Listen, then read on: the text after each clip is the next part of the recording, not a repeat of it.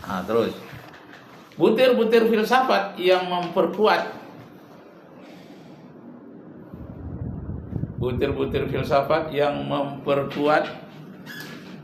tauhid.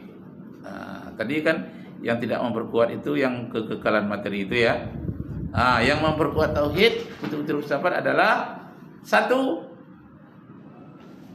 istilah prima causa. Nah, kemarin sudah pernah dicatat kan? Kita ulang lagi sedikit. Prima causa itu butir-butir filsafat yang memperkuat tauhid. Prima causa artinya Tuhanlah menjadi penyebab utama dari segala-galanya, dari hukum sebab akibat sampai terciptanya alam semesta dan juga manusia. Nah, itu dia prima causa ya. Prima itu artinya paling utama, causa itu artinya penyebab pertama. Prima causa. Nah, jadi kalau ditanyakan, kenapa tercipta alam semesta ini? Karena adanya keinginan dari Tuhan. Dengan itulah menjadi penyebab pertama, prima causa. Jadi alam semesta ini tercipta dari keinginan Tuhan. Kok manusia kayak gini, ada tangannya, ada matanya. Begitulah keinginan Tuhan. Dan kita tidak bisa menolak. Ya kan? Jadi prima causa, penyebab segala-galanya menjadi adanya Tuhan yang Maha Esa. Jadi butir filsafat ini bisa memperkuat keimanan. Prima tadi apa artinya? Paling pertama. Causa, penyebab yang paling pertama dikaji. Adam dari mana? Dari tanah apa itu? Dari tanah liat. Nah, kenapa Tuhan ciptakan dari tanah liat? Itu atas kehendak Allah. Ujung-ujungnya penyebab pertamanya adalah Allah. Nah, orang filsafat tidak tahu ya dia dengan Allah. Cuma ada dia sesuatu yang di luar alam ini berkuasa, yang disebut juga, buat di situ catat, yang disebut juga dengan istilah supranatural.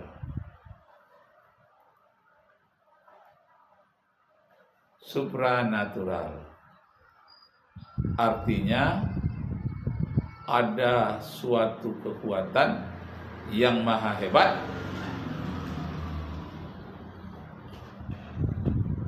yang maha kuat di sebalik alam semesta. Jadi di alam semesta kok begini, di sebaliknya ada yang kuat. Kita lihat umpamanya kipas angin. Apakah karena kipas angin itu yang kuat?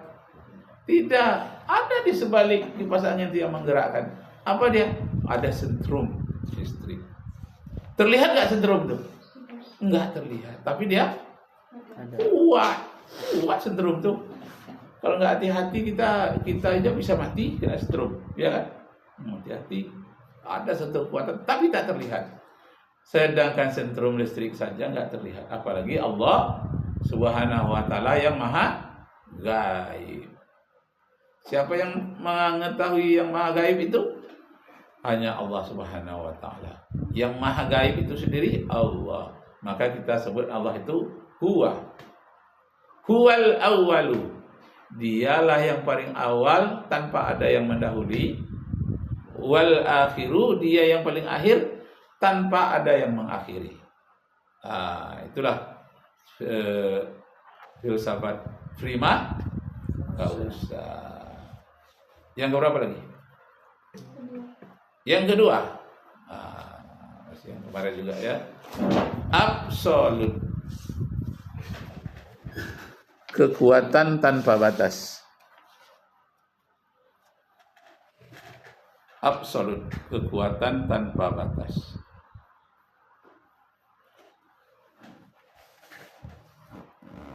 Artinya kekuasaan Allah itu tidak ada yang bisa membatasinya.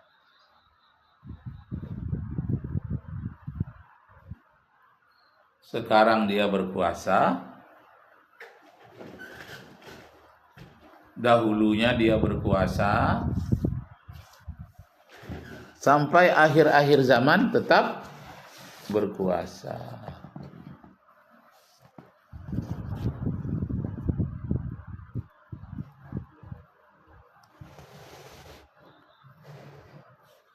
Sampai akhir zaman tetap dia berkuasa.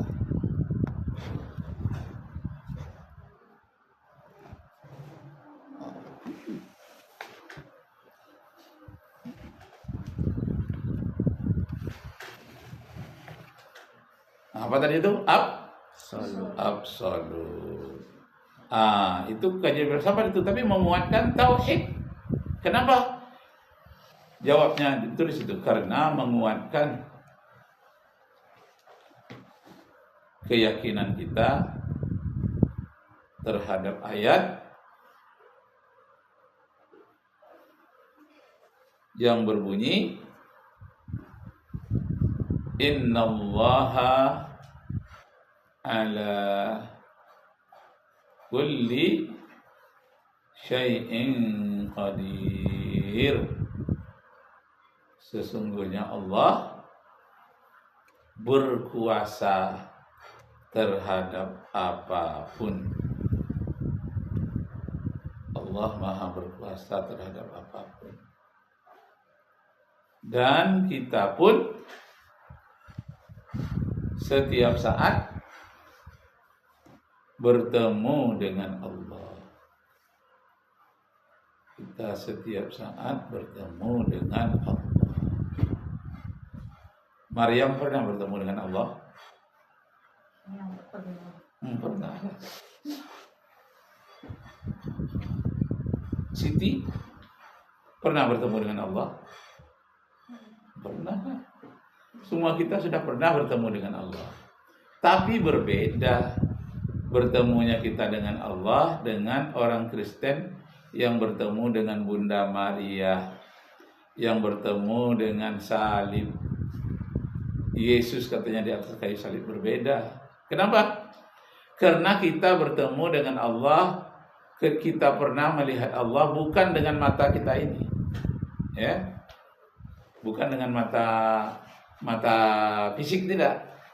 Kita bertemu dengan Allah setiap detik, setiap hari bertemu dengan Allah melalui mata hati. Jadi mata hati kita itu bertemu dengan Allah.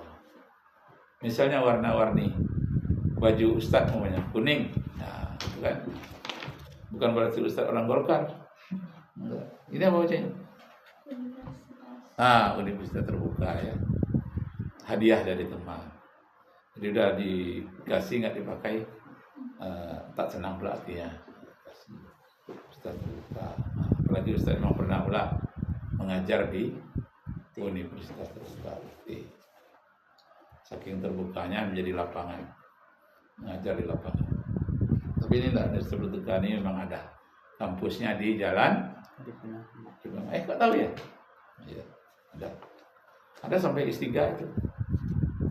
Terbuka, tapi sekarang yang banyak sampai S2. Nah, warna kuning gitu ya. Kita lihat ya, bentar ya. Apakah warna kuning itu kita lihat nggak melihat Allah? Lihat Allah. Macam mana Allah menciptakan warna kuning itu? Manusia mengambilnya dari bahan-bahan di alam yang ada warna kuning. Tapi siapa yang menciptakan warna kuning itu semula? Yang prima kausanya, dari awal-awal pertama. Karena Allah kalau menciptakan di alam bentuk warna kuning, ada getah kayu kuning. Siapa yang menciptakan getah kayu itu? Allah. Ada menciptakan kunyit kuning. Adakah manusia menciptakan kuning-kunyit itu? Enggak. Enggak ada. Memang ada kuning dia. Kunyit itu diciptakan Allah. Jadi kita lihat warna kuning, ini ujung-ujungnya prima kausanya dari Allah.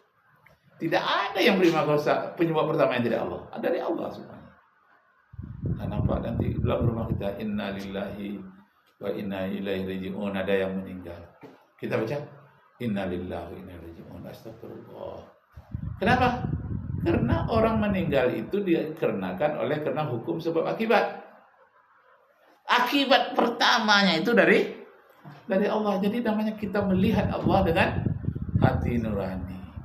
Itu keistimewaannya orang Islam dibandingkan dengan agama-agama lain. Agama lain kalau dia mau lihat patung Bunda Maria ke gereja dia dulu. Kalau dia orang-orang pagan, Lata dan Uzza, di sekeliling Ka'bah itu ada 360 patung. Ke sana dia dulu. Tapi kalau kita tidak. Sambil mau tidur aja kita baca doa mau tidur. Kita bertemu tuh dengan Allah. Apa kita baca doa mau tidur? Bismillahumma ahya. Sering baca doa aja. Tenang ngantuk terus. Baca doa mau tidur. Nah, jadi mau tidur itu pun kita baca, kita berserah diri. Kenapa? Karena pada hakikatnya kita tidur itu kita mati. Wafat kita itu. Kenapa orang tidur itu dikatakan mati yang sementara? Karena telinga kita tidak lagi mendengar, ya kan? Hidung kita lagi tidak mencium apa-apa. Kadang-kadang digoyang-goyang orang kayak kita, woi bangun-bangun. Enggak juga sadar. Saking enaknya tidur. Jadi tidur itu mati.